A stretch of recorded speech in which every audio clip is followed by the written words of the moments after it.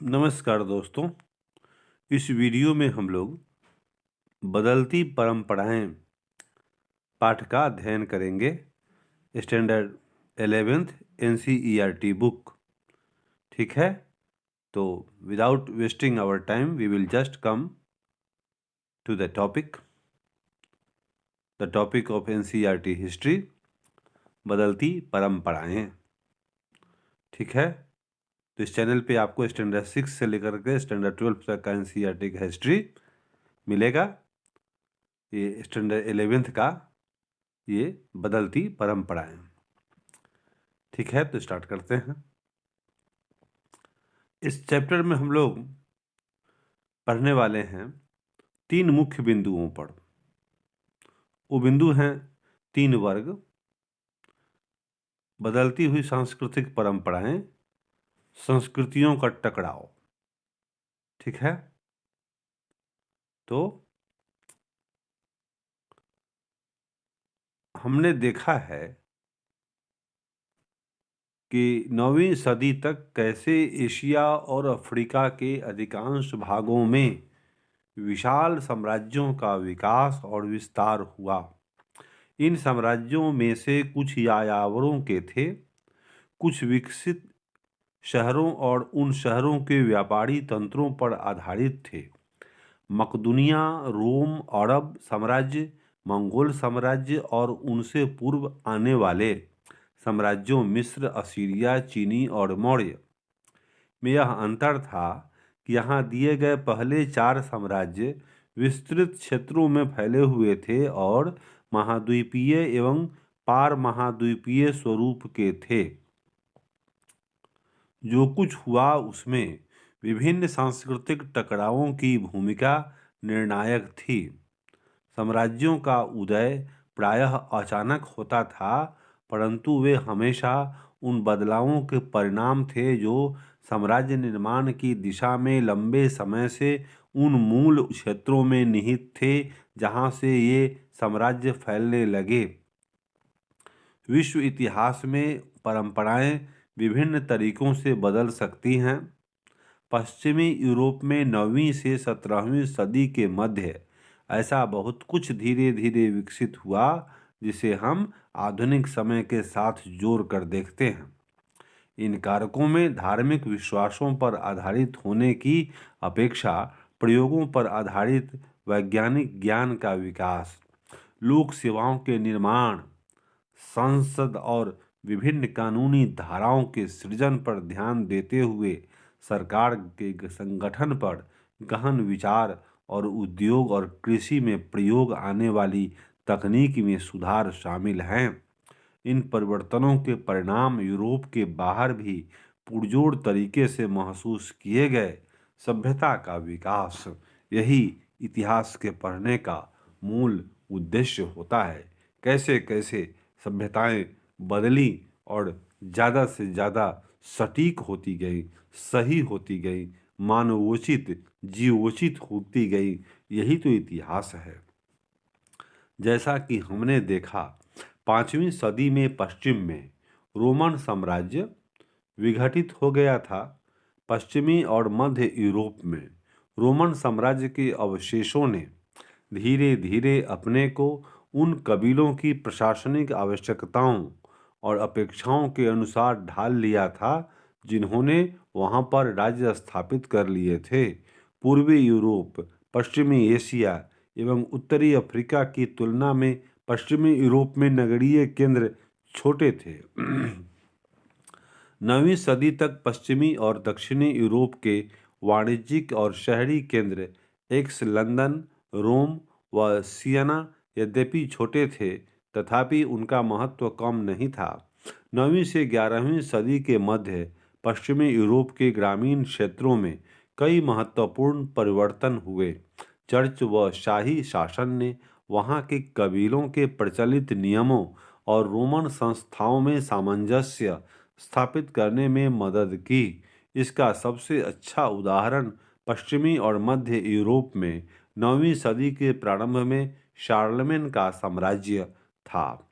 इसके शीघ्र पतन के पश्चात भी हंगरी वासियों व वाइकिंग लोगों के भयंकर आक्रमणों के बावजूद ये नगरीय केंद्र और व्यापार तंत्र बने रहे।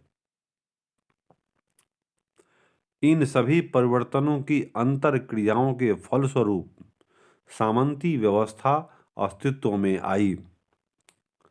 सामंतवाद की पहचान थी दुर्गों व मेनड़ भवनों के इर्द गिर्द कृषि उत्पादन। यह भूमि मेनड़ के लॉर्डों की थी जिस पर कृषक कृषि दास कार्य करते थे। ये वफादार होने के साथ माल और सेवा प्रदान करने के प्रति वचनबद्ध होते थे। ये लॉर्ड बड़े लॉर्डों के, जो राजा के सामंत होते थे, के प्रति वचनबद्ध थे। कैथोलिक चर्च, जिसका केंद्र बिंदु पोप और उनकी व्यवस्था थी, सामंतवाद को समर्थन देता था और उनके पास अपनी भूमि भी थी। ऐसे संसार में जहाँ पर जीवन की अनिश्चितताएं, औषधियों का अल्प ज्ञान और निम्न जीवन प्रत्याशा आम बात थी, चर्च ने लोगों को व्यवहार का ऐसा तरीका सिखाया जिससे मृत्यु के बाद का जीवन सहनीय बन सके।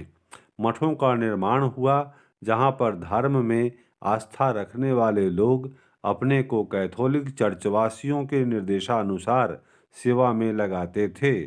साथ ही चर्च स्पेन में बाइजेंटियम तक के मुस्लिम राज्यों में फैले विद्वता तंत्र का भाग थे।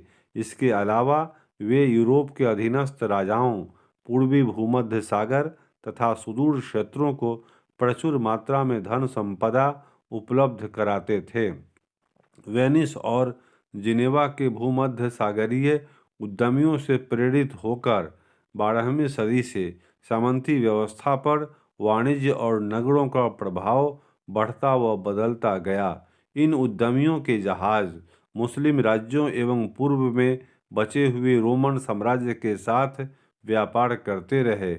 इन क्षेत्रों की संपत्ति के लोभ में तथा ईसा के जीवन से जुड़े पवित्र स्थलों को मुसलमानों से आज़ाद कराने की भावना से प्रेरित होकर यूरोपीय राजाओं ने धर्म युद्ध के दौरान भूमध्य सागर के पार के स्थानों में संबंध मजबूत किए। यूरोप के आंतरिक व्यापार में सुधार हुआ, जो मेलों और बाल्टिक समुद्र, उत्तरी तथा उत्तरी सागर के बंदरगाहों पर केंद्रित था और बढ़ती हुई जनसंख्या द्वारा प्रेरित था। वाणिज्य विस्तार के ये अवसर जीवन के मूल्य के प्रति बदलते हुए रवैये से मेल खाते थे। इस्लामी कला और साहित्य में मानव और अन्य प्राणियों के प्रति प्रचुरता में से दिखाई पड़ने वाला सम्मान और बाइजेंटाइन के व्यापार तथा द्वारा यूरोप में आने वाली यूनानी कला और विचारों ने यूरोप को संसार देखने का एक नया नजरिया प्रदान किया। 14वीं सदी से इसे पुनर्जागरण कहा जाता है। विशेष रूप से उत्तरी इटली के नगरों में रईस लोग मृत्युपरांत जीवन की अपेक्षा इस जीवन से अधिक वास्ता रखने लगे। मूर्तिकार, चित्रकार और लेखक मानव और संसार की खोज में अधिक दिलचस्पी लेने लगे। 15वीं सदी के अंत तक इस तरह की परिस्थितियों ने यात्रा और खोजों को अभूतपूर्व ढंग से बढ़ावा दिया। कई खोज यात्राएं शुरू हुईं। स्पेनवासी और पुर्तगाली, जो उत्तरी अफ्रीका के साथ व्यापार करते थे, पश्चिमी अफ्रीका के तट पर और दक्षिण में जाने लगे। इस तरह उत्तमाशा अंतरीप, केप ऑफ गुड होप होते हुए वे भारत पहुँचे, जो यूरोप में मसालों के एक महत्वपूर्ण स्रोत के रूप में प्रसिद्ध था। कोलंबस ने भारत के लिए एक पश्चिमी मार्ग खोजने का प्रयास किया और 1492 ईस्वी में एक द्वीप पर पहुंचा जिसे यूरोप वासियों ने वेस्ट इंडीज कहा। दूसरे खोजकर्ताओं ने आर्कटिक की ओर से भारत और चीन के लिए उत्तरी मार्ग खोजने का प्रयास किया। यूरोप के यात्रियों को अपनी यात्रा के दौरान भांति भांति के लोग मिले। कुछ हद तक वे उनसे सीखने के इच्छुक थे। पोप और कैथोलिक चर्च ने भूगोलवेत्ता एवं पर्यटक हसन अल वजान भूगोलवेत्ता एवं पर्यटक हसन अल वजान यूरोप में लियो अफ्रीकानस के नाम से विदित के काम को प्रोत्साहित किया। इस अर्थात हसन अल वजान और यूरोपीय अफ्रीकानस एक ही व्यक्ति थे। इस भूगोलवेत्ता ने पोप लियो दशम के लिए 16वीं सदी के पूर्वार्ध में अफ्रीका का भूगोल पहली बार लिखा। जेसुइट चर्च के सदस्यों ने 16वीं सदी के जापान के बारे में जाना और उसके बारे में लिखा। 17वीं सदी में एक अंग्रेज व्यक्ति विल एडम्स जापानी शोगुन तोकुगावा इयास का मित्र एवं सलाहकार बन गया। अमेरिका पहुंचने पर यूरोपीय लोगों का वहां के मूल निवासियों से संपर्क हुआ। हसन अल वजान की तरह ही इन लोगों ने यूरोपीय लोगों में दिलचस्पी ली और कभी कभी उनके लिए काम भी किया।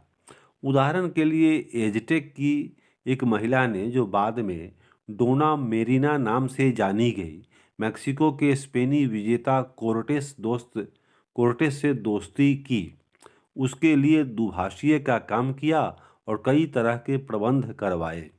यूरोपवासी नए लोगों के साथ सामना होने की स्थिति में कभी कभी सचेत, अनात्मसंशी और चौकन्ने होते थे, यहाँ तक कि जब वे व्यापारिक एकाधिकार स्थापित करने और हथियारों के बल पर अपनी सत्ता थोपने के लगातार प्रयास करते रहे। आप जानते होंगे कि ऐसा ही पुर्तगालियों ने 1498 में वास्को डी गामा के कालीकट कोझिकोड जगह का नाम कालीकट, आज उसका नाम कालीकट और कोझिकोड एक ही हुए, आगमन के बाद महासागर में भी किया। दूसरी ओर कभी कभी वे दबंग, आक्रामक एवं क्रूर थे, जिनसे भी वे मिले उन्हें अज्ञानी मानकर उन्होंने अपने श्रेष्ठ होने का भाव प्रदर्शित किया। कैथोलिक चर्च ने दोनों रवैयों को प्रोत्साहन दिया। चर्च दूसरी सभ्यताओं और भाषाओं के लिए अध्ययन का केंद्र था, लेकिन उसने उन लोगों पर होने वाले हमलों को बढ़ावा दिया जिन लोगों को वह गैर ईसाई मानता था। गैर यूरोप वासियों की दृष्टि से यूरोप के साथ उनके संपर्क संघर्ष अलग अलग तरह के थे। अधिकांश इस्लामी क्षेत्रों और भारत तथा चीन के लिए यूरोपवासी 17वीं सदी के अंत तक एक कौतूहल का विषय थे। वे ऐसे हिष्ट-पुष्ट व्यापारियों तथा नाविकों के रूप में देखे जाते थे जो बृहत्तर दुनिया के बारे में पूर्वी लोगों की समझ में बहुत योगदान नहीं कर सकते थे। फिर भी जापानियों ने उनकी प्रौद्योगिकी के कुछ लाभ जल्द ही सीख लिए। उदाहरण के लिए 16वीं सदी के उत्तरार्ध तक उन्होंने बड़े पैमाने पर बंदूकों का उत्पादन शुरू कर दिया।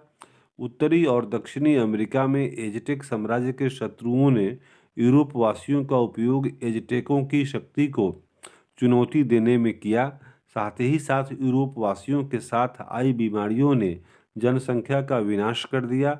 16वीं सदी के अंत तक कुछ क्षेत्रों में 90% जनसंख्या मृत्यु के आगोश में समा गई। कालक्रम 3 लगभग 1300 से 1700 ईस्वी तक की बात इसमें होगी।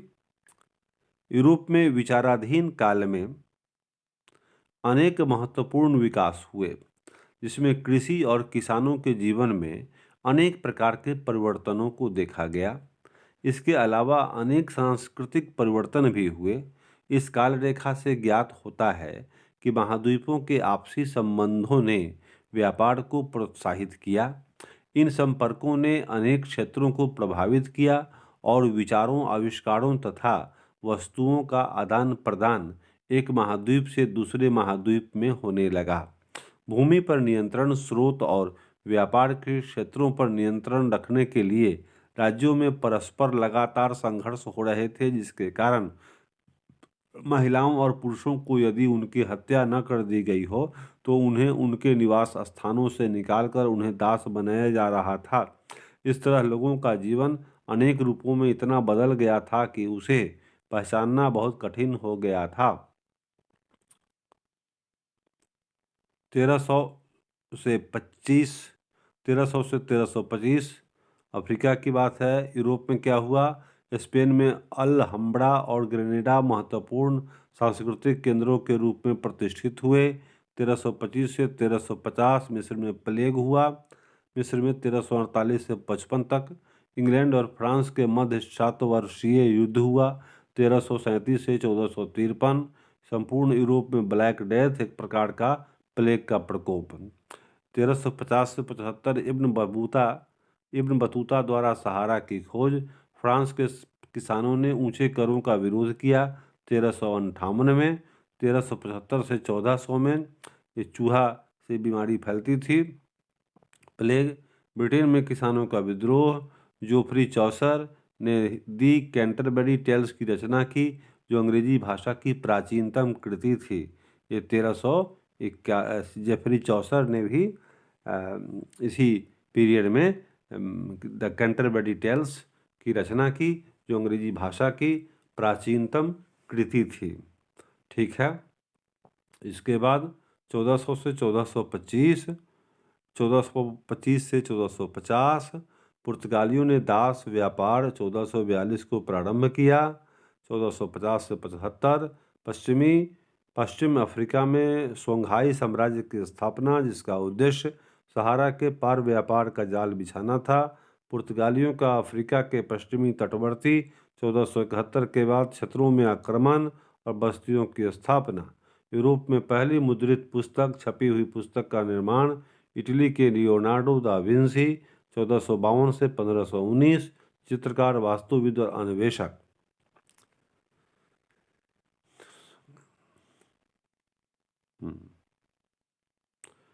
1475 से 1500 पुर्तगालियों ने बोकोंगो राजा को ईसाई बनाया। इंग्लैंड में 1485 में ट्यूडर वंश की स्थापना हुई। 1500 से 1525 अफ्रीकी गुलामों को अमेरिका में गन्ने की खेती के लिए ले जाया गया। ओटोमन तुर्की ने मिस्र पर विजय प्राप्त की। दक्षिण अमेरिका में उपजी कॉफ़ी को यूरोप में पहली बार 1517 तथा तंबाकू, चॉकलेट, टमाटर और तुर्की का भी पहली बार प्रयोग किया गया। टर्की। मार्टिन लूथर ने कैथोलिक चर्च में सुधार किए।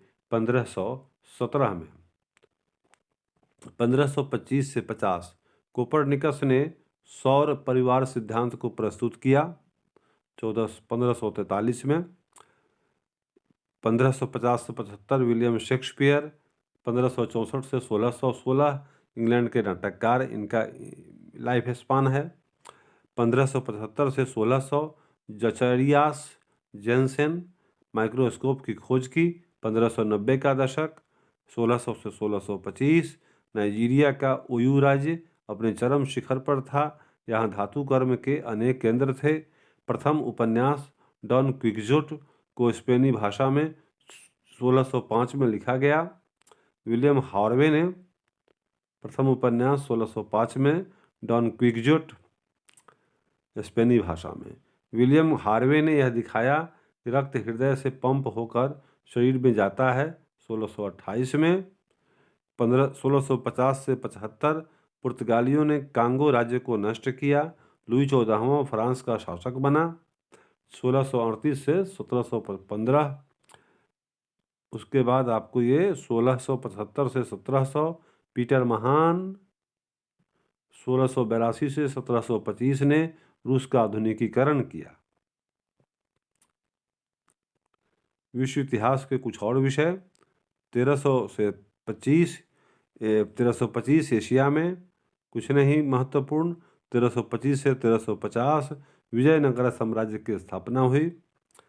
1350 से 75 चीन में मिंग राजवंश। 1368 से 1375 से 1400 इसके बाद 1400 से 1425 में क्षत्रिय सुल्तानों का अभ्युदय का काल। और 1450 से 75 ऑटोमन तुर्कों का कुस्तुनतुनिया पर अधिकार 1453। ये आपको पुनर्जागरण का काल 1475 से 1500। वास्को डी गामा भारत आया 1448 में। पुर्तगालियों 1500 से 1525। पुर्तगालियों का चीन में प्रवेश, इनका विरोध और इन्हें मकाओ की ओर खदेड़ा जाना 1522। 1525 से 1550 बाबर ने उत्तरी भारत में मुगल साम्राज्य की स्थापना की। पानीपत का प्रथम युद्ध 1526 में। 1550 से 1575 अकबर 1550 से 1605 ने मुगल शासन को संगठित किया। 1575 से 1600 प्रथम काबुकी नाटक जापान में प्रस्तुत किया गया। 1586 में फारस के शाह अब्बास 1587 से 1629 ने यूरोपीय सैन्य प्रशिक्षण प्रणाली को लागू किया। 1600 से 1625 जापान में तोकुगावा शोगुनेट की स्थापना हुई। ब्रिटिश ईस्ट इंडिया कंपनी की स्थापना 1600 ईस्वी में। ब्रिटिश ईस्ट इंडिया कंपनी को 1600 ईस्वी में स्थापित किया गया। 1625 से 50 डच लोगों को छोड़कर समस्त यूरोपीय व्यापारियों को जापान से व्यापार करने पर रोक लगाई गई। 1637 में चीन में मंचू शासन 1644 से आगे 300 वर्षों तक रहा। यूरोप में चीन की चाय और रेशम की मांग में बढ़ोतरी। ताजमहल का निर्माण 1632 से 53 तक की घटना है। 1650 से 75 और 1675 से 1700। अमेरिका में क्या हुआ वो देखिए। 1300 से 1325 टेनोक्टिटलान मैक्सिको की एज़टेक राजधानी हो। 1325 यहाँ के भवनों, मंदिरों, सिंचाई प्रणालियों तथा लेखा प्रणालियों के लिए विख्यात। 1325 से 1350 यहाँ तक चलिए। ये आपको 1450 से 75 इंका लेखों ने पेरू पर अधिकार किया। इंका लोगों ने, इंका लोग थे, उन्होंने पेरू पर अधिकार किया। 1450 से 75 की घटना। 1475 से 1500 कोलंबस वेस्ट इंडीज पहुंचा। 1492 में 1500 से 1525 मैक्सिको पर स्पेन की विजय हुई। 1521 में स्पेनी नौचालक मैगलन प्रशांत महासागर 1519 में पहुंचा। मैगलन 1525 से 1550 फ्रांसीसी अन्वेषक कनाडा पहुंचे। 1534 में 1550 से 75 स्पेन की पेरू पर विजय। 1572 1575 से 1600 डच नाविक अनायास ही ऑस्ट्रेलिया पहुंचे। 1600 से 1625 इंग्लैंड ने उत्तरी अमेरिका 1607 में अपनी प्रारंभिक कॉलोनियां बनाई। सबसे पहले गुलामों की पश्चिमी अफ्रीका से वर्जीनिया लाया गया। स्पेनी नाविक तहीती में पहुंचे। अफ्रीका में वर्जीनिया 1600 ठीक है। 1625 से 50 डच लोगों ने न्यू आम्स्टरडम की खोज की, जिसे आजकल न्यूयॉर्क कहते हैं। 1626 की घटना है। मैसाचुसेट्स में प्रथम प्रिंटिंग प्रेस की स्थापना हुई 1635 में। डच नाविक अबेल तस्मान ने अनजाने में ऑस्ट्रेलिया की परिक्रमा की। इसके बाद वह वान डीमेन की भूमि में उतरा, जिसे बाद में तस्मानिया नाम दिया गया। वह न्यूजीलैंड भी पहुंचा और उसने उसे विशाल क्षेत्र का भाग समझा। 1650 से 75 वेस्ट इंडीज 1654 में पहली बार गन्ने की खेती की गई। 1654 में 1675 से 1700 मिसिसिपी घाटी में फ्रांसीसियों ने उपनिवेश स्थापित किए और इसका नामकरण सम्राट लुई 14वें के नाम पर लुसियाना रखा। 1682 ईस्वी लुसियाना, गुड। 1682 यह लुई 14वें के नाम पर है। ठीक है। अब हम लोग 3 वर्ग यहाँ से स्टार्ट करते हैं। इस अध्याय में हम 9वीं और 16वीं सदी के मध्य पश्चिमी यूरोप में होने वाले सामाजिक, आर्थिक एवं राजनीतिक परिवर्तनों के बारे में पढ़ेंगे। रोमन साम्राज्य के पतन के पश्चात पूर्वी एवं मध्य यूरोप के अनेक जर्मन मूल के समूहों ने इटली, स्पेन और फ्रांस के क्षेत्रों पर अधिकार कर लिया था। किसी भी संगठित राजनीतिक बल के अभाव में प्रायः युद्ध होते थे और अपनी भूमि की रक्षा के लिए संसाधन जुटाना अति आवश्यक हो गया था। इस प्रकार से सामाजिक ढांचे का केंद्र बिंदु भूमि पर नियंत्रण था। इसकी विशेषताएं जर्मन रीति रिवाजों और शाही रोम की परंपराओं से ली गई थीं। ईसाई धर्म, जो चौथी सदी से रोमन साम्राज्य का राजकीय धर्म था, रोम के पतन के पश्चात भी बचा रहा और धीरे धीरे मध्य और उत्तरी यूरोप में फैल गया। चर्च भी यूरोप में एक मुख्य भूमि धारक और राजनीतिक शक्ति का केंद्र बन गया था। 3 वर्ग, जो इस अध्याय का केंद्र बिंदु हैं, से हमारा अभिप्राय 3 सामाजिक श्रेणियों से है: ईसाई पादरी, भूमिजात भूमिधारक अभिजात वर्ग और कृषक। इन 3 वर्गों के बीच बदलते संबंध कई सदियों तक यूरोप के इतिहास को गढ़ने वाले महत्वपूर्ण कारक बने। पिछले 100 वर्षों में यूरोपीय इतिहासकारों ने विविध क्षेत्रों के इतिहासों, यहाँ तक कि प्रत्येक गांव के इतिहास पर विस्तृत कार्य किया है। ऐसा इसलिए संभव हो पाया क्योंकि भूस्वामित्व के विवरणों, मूल्यों और कानूनी मुकदमों जैसी बहुत सारी सामग्री दस्तावेजों के रूप में उपलब्ध थी। उदाहरण के लिए, चर्चों में मिलने वाले जन्म, मृत्यु और विवाह के अभिलेखों की मदद से ही परिवारों और जनसंख्या की संरचना को समझा जा सका। चर्चों से प्राप्त अभिलेखों ने व्यापारिक संस्थाओं के बारे में सूचना दी। गीत और कहानियों द्वारा हमें त्योहारों और सामुदायिक गतिविधियों के बारे में बोध हुआ। इन सभी का उपयोग इतिहासकार द्वारा आर्थिक एवं सामाजिक जीवन दीर्घकालीन, जैसे जनसंख्या में वृद्धि, अथवा अल्पकालीन, जैसे कृषक विद्रोहों, परिवर्तनों को समझने में किया जा सकता है। सामंतवाद पर सर्वप्रथम काम करने वाले विद्वानों में से एक फ्रांस के मार्क ब्लॉक फ्रांस के थे।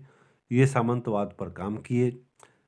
मार्क ब्लॉक 1886 से 1944 फ्रांस के विद्वानों के उस वर्ग से थे जिनका यह तर्क था कि इतिहास की विषय वस्तु राजनीतिक इतिहास, अंतर्राष्ट्रीय संबंध और महान व्यक्तियों की जीवनियों से कुछ अधिक हैं। उन्होंने भूगोल के महत्व द्वारा मानव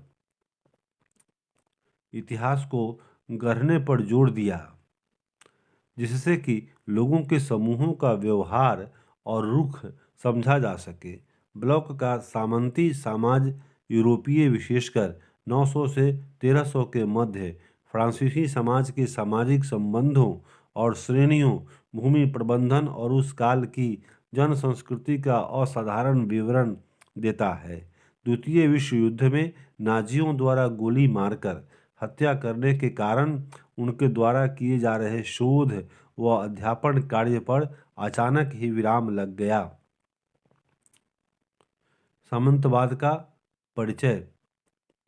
इतिहासकारों द्वारा सामंतवाद, फ्यूडलिज्म शब्द का प्रयोग मध्यकालीन यूरोप के आर्थिक, विधिक, राजनीतिक और सामाजिक संबंधों का वर्णन करने के लिए किया जाता रहा है। यह जर्मन शब्द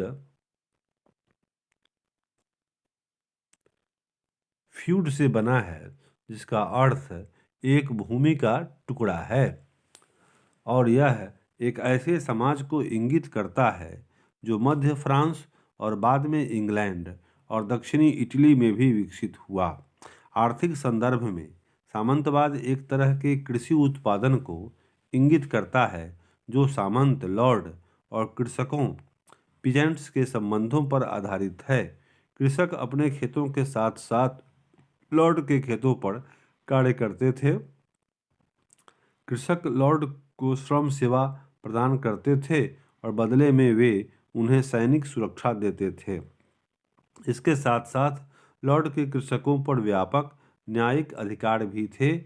इसलिए सामंतवाद ने जीवन के न केवल आर्थिक बल्कि सामाजिक और राजनीतिक पहलुओं पर भी अधिकार कर लिया। यद्यपि इसकी जड़ें रोमन साम्राज्य में विद्यमान प्रथाओं और फ्रांस के राजा शॉर्लमेन के काल में पाई गई। यद्यपि ऐसा कहा जाता है कि जीवन के सुनिश्चित तरीके के रूप में सामंतवाद की उत्पत्ति यूरोप के अनेक भागों में 11वीं सदी के उत्तरार्ध में हुई। फ्रांस और इंग्लैंड। गॉल, जो रोमन साम्राज्य का एक प्रांत था, में दो विस्तृत तटरेखाएं, पर्वत श्रेणियां, लंबी नदियां, वन और कृषि करने के लिए उपयुक्त विस्तृत मैदान थे। जर्मनी की एक जनजाति फ्रैंक ने गॉल को अपना नाम देकर उसे फ्रांस बना दिया। छठी सदी से यह प्रदेश फ्रैंकिश अथवा फ्रांस के ईसाई राजाओं द्वारा शासित राज्य था। फ्रांसीसियों के चर्च के साथ प्रगाढ़ संबंध थे, जो पोप द्वारा राजा शॉर्लमैन से समर्थन प्राप्त करने के लिए उसे पवित्र रोमन सम्राट की उपाधि दिए जाने पर और अधिक मजबूत हो गए। एक संकरे जलमार्ग के पार स्थित इंग्लैंड स्कॉटलैंड द्वीपों को 11वीं सदी में फ्रांस के एक प्रांत नॉर्मंडी के राजकुमार द्वारा जीत लिया गया था। कुस्तुनतुनिया में रहने वाले पूर्वी चर्च के प्रधान के भी बाइजेंटियम के सम्राट के साथ समान संबंध थे। फ्रांस का प्रारंभिक इतिहास। क्लोविस फ्रैंक लोगों का राजा बना 481 में। 486 में क्लोविस और फ्रैंक ने उत्तरी गॉल का विजय अभियान प्रारंभ किया। 496 क्लोविस और फ्रैंक लोग धर्म परिवर्तन करके ईसाई बने। 774 चार्ल्स मार्टेल राजमहल का मेयर बना। 751 मार्टेल का पुत्र पेपिन फ्रैंक लोगों के शासक को अपदस्थ करके शासक बना और उसने एक अलग वंश की स्थापना की। विजय अभियानों ने राज्य आकार दोगुना कर दिया। 768 में पेपिन का स्थान उसके पुत्र शार्लमेन चार्ल्स महान द्वारा लिया गया। 800 ईस्वी में पोप लियो थर्ड ने शार्लमेन को पवित्र सम्राट रोमन सम्राट का ताज पहनाया। 840 से नॉर्वे से वाइकिंग लोगों के हमले। 3 वर्ग। फ्रांसीसी पादरी इस अवधारणा में विश्वास रखते थे कि प्रत्येक व्यक्ति कार्य के आधार पर 3 वर्गों में से किसी एक का सदस्य होता है। एक बिशप ने कहा, यहाँ वर्ग क्रम में कुछ प्रार्थना करते हैं, दूसरे लड़ते हैं और शेष अन्य कार्य करते हैं। इस तरह समाज मुख्य रूप से 3 वर्ग पादरी, अभिजात और कृषक वर्ग से बना था। 12वीं सदी में बिंगेन के आबेस हिल्डेगार्ड ने लिखा, कौन चरवाहा अपने समस्त पशुओं, गायों, गधों, भेड़ों, बकरियों को कोई अंतर किए बिना एक अस्तबल में रखने की सोचेगा। इसलिए मनुष्यों में भी अंतर स्थापित करना आवश्यक है, इससे वे एक दूसरे को तबाह न करें। ईश्वर अपने रेबर में अंतर रखता है, चाहे स्वर्ग पर अथवा पृथ्वी पर। उसके द्वारा सबको प्यार मिलता है, परंतु उनमें कोई समानता नहीं है। अबे शब्द सीरिया के अबा से लिया गया है, जिसका अर्थ पिता है। एबी एबट या एबेस से संचालित था। दूसरा वर्ग अभिजात वर्ग। पादरियों ने स्वयं को प्रथम वर्ग में तथा अभिजात वर्ग को दूसरे वर्ग में रखा था, परंतु वास्तव में सामाजिक प्रक्रिया में अभिजात वर्ग की महत्वपूर्ण भूमिका थी। ऐसा भूमि पर उनके नियंत्रण के कारण था। यह वैसलेज नामक एक प्रथा के विकास के कारण हुआ। फ्रांस के शासकों का लोगों से जुड़ाव का एक प्रथा के कारण था, जिसे वैसलेज कहते थे, और यह प्रथा जर्मन मूल के लोगों, जिनमें से फ्रैंक लोग भी एक थे, में समान रूप से विद्यमान थी। बड़े भूस्वामी और अभिजात वर्ग राजा के अधीन होते थे, जबकि कृषक भूस्वामियों के अधीन होते थे।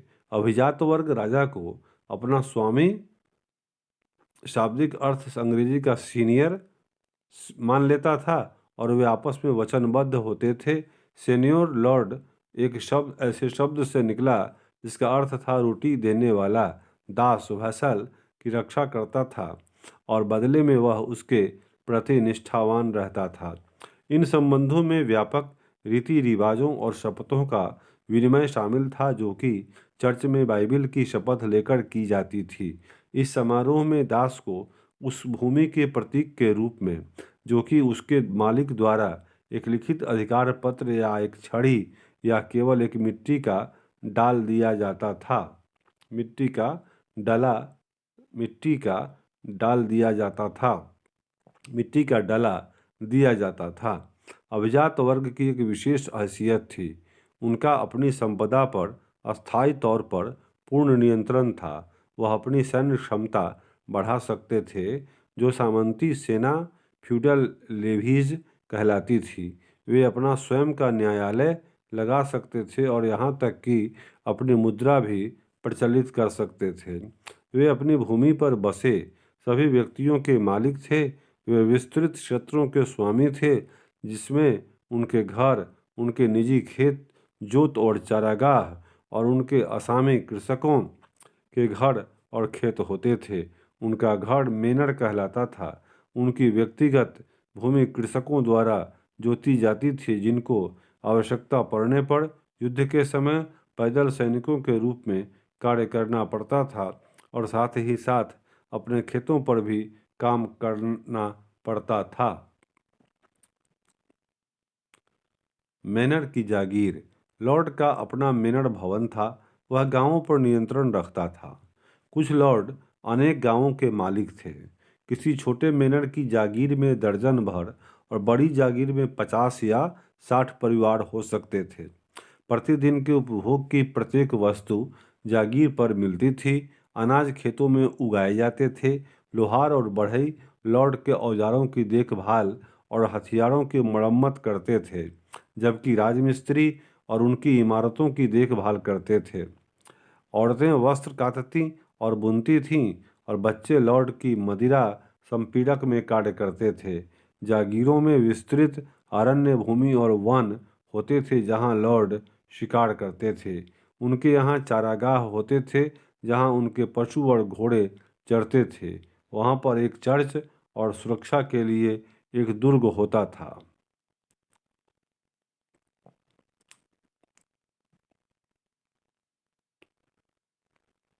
13वीं सदी से कुछ दुर्गों को बड़ा बनाया जाने लगा, जिससे वे नाइट के परिवार का निवास स्थान बन सकें।